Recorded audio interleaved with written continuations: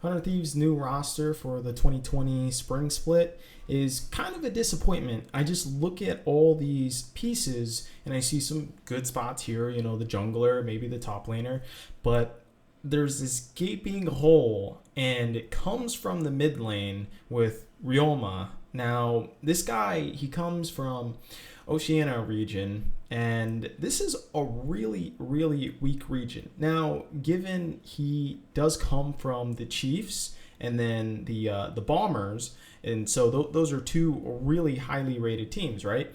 And he played with the likes of FBI, which is the ADC for Golden Guardians now.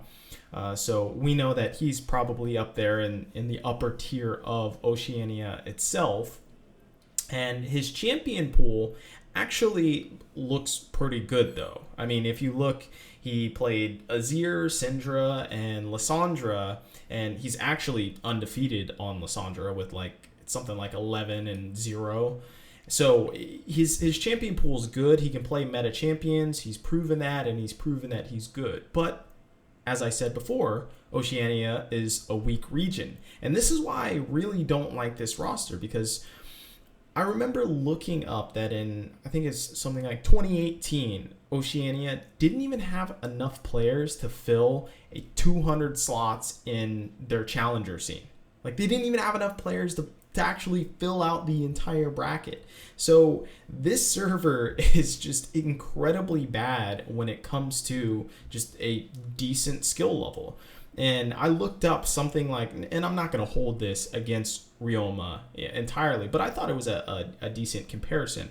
I looked up his highest elo that he's ever achieved, and it was something like 500 LP in Challenger or some shit.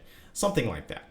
Now, if you correlate that to even North America, he wasn't even in Challenger. I think he was like 250 or something. Can't remember quite, but it was really bad, and it's something to where he was in Grandmaster, and you have to consider, okay, well, would a team actually pick up a Grandmaster player to play in the LCS?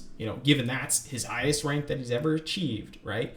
Would this be considered like a top tier player, and especially a fucking mid laner for your team?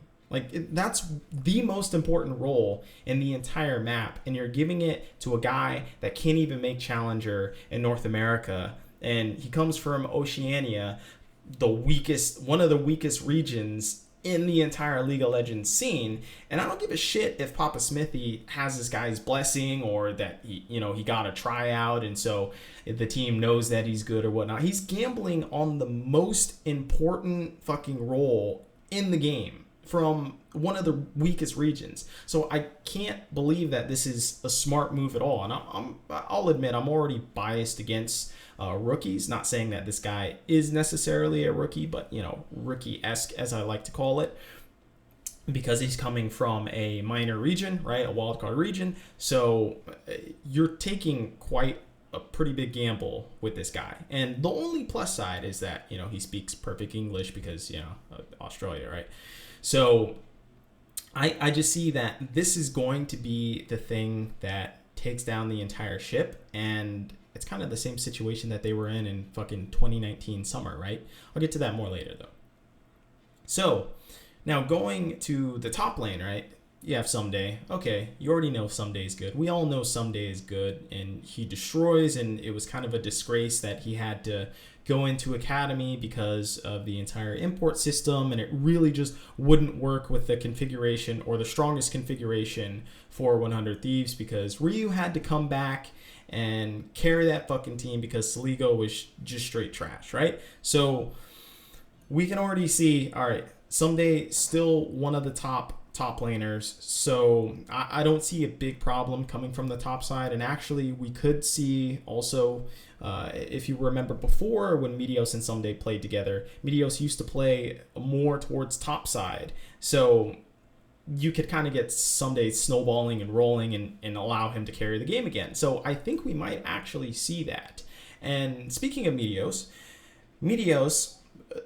the intricate thing about this entire roster is that, if anything, he's going to have a weak mid, presumably, right? which then equates to, well, you get invaded if you have a weak mid, because now the jungler has this massive area in the entirety of the map to where he can take control of that zone. So if you're constantly getting invaded, or at least if you have a weak mid laner, you're constantly going to get invaded, and then that's going to impact your performance on the map. And Meteos is one of the most cerebral junglers, I think, in the entire league in LCS. And frankly, I think he's in the upper echelons of the entire world as one of the most cerebral junglers. Now, that helps out in determining, okay, well, if he knows that his mid is going to be weak, then he's going to be able to plan his routes around that, possibly. But I just don't see a way to where he can perform at an optimal level while having a weak mid laner.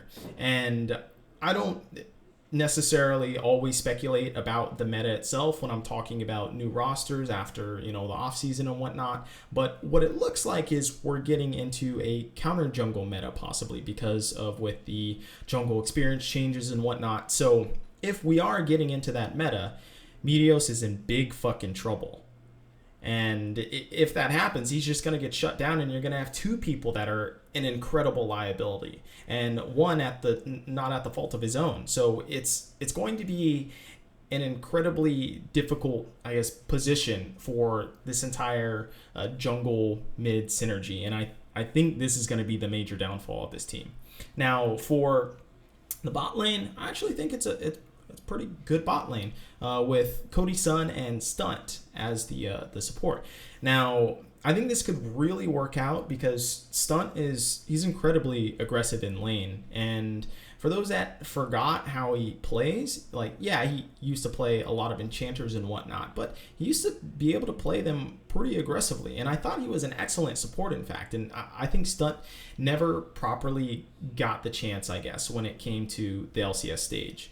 And I never got why he was benched in the first place on FlyQuest, essentially seemingly for no reason. So I'm excited to see Stunt back, on a starting roster lineup. I think he'll do really well, and he's one of those supports that seems to be pretty vocal as far as the comms that I've listened to back in the day and whatnot. I don't know if that's changed so far, but just assuming he's probably going to be pretty vocal, along with Meteos, who is also vocal as well, probably more vocal than anyone on the team.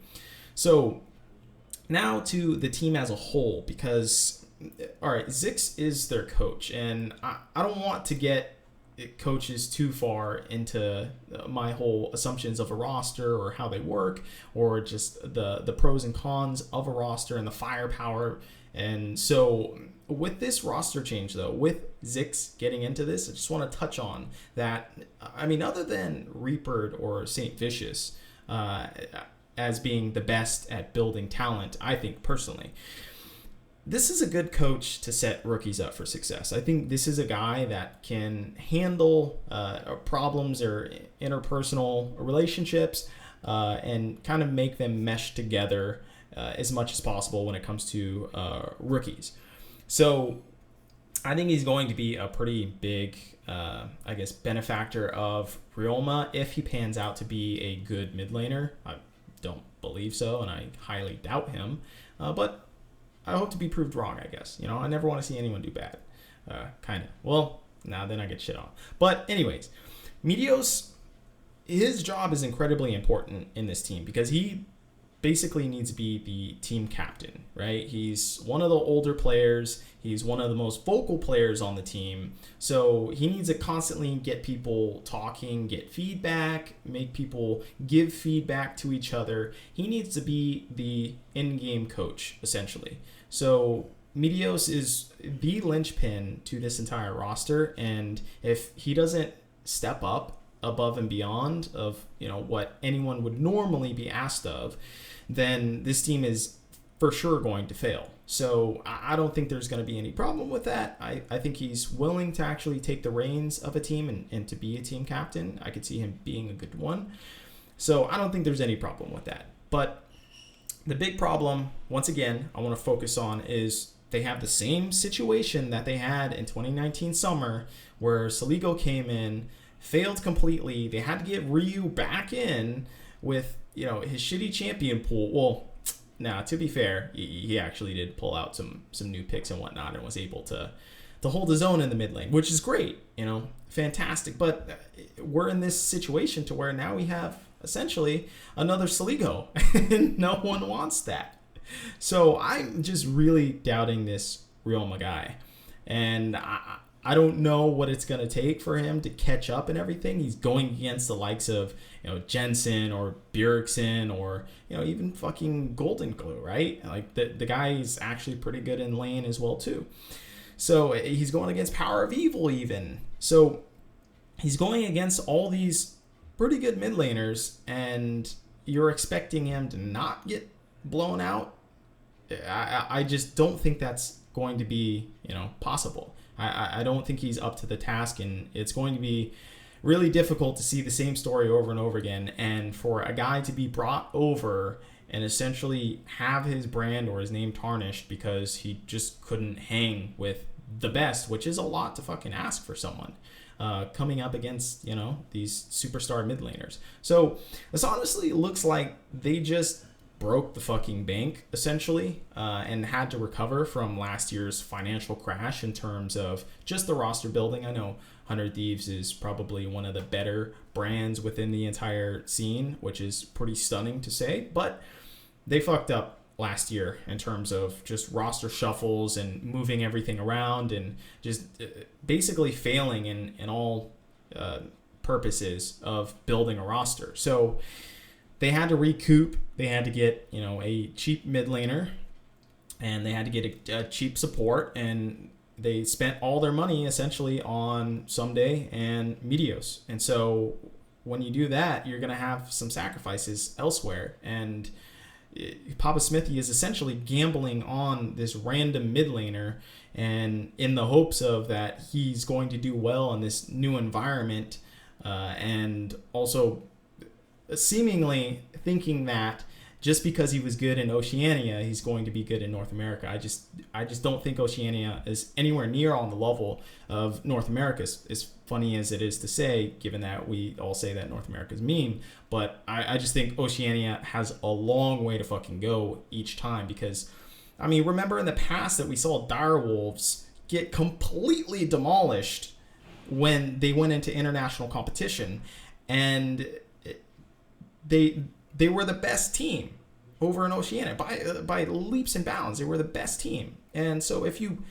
essentially put that over into North America and bring a mid laner over from one of the best teams currently, same shit's gonna happen. And I just don't agree with 100 Thieves' whole mid lane situation. I think it's entirely going to collapse the actual roster itself too. And it's such a shame that they have such a great top laner and jungler and this support that I want to see do well, and this ADC that is on everyone's lips. So I just think it's a really unfortunate situation, and they entirely threw away this roster by one decision.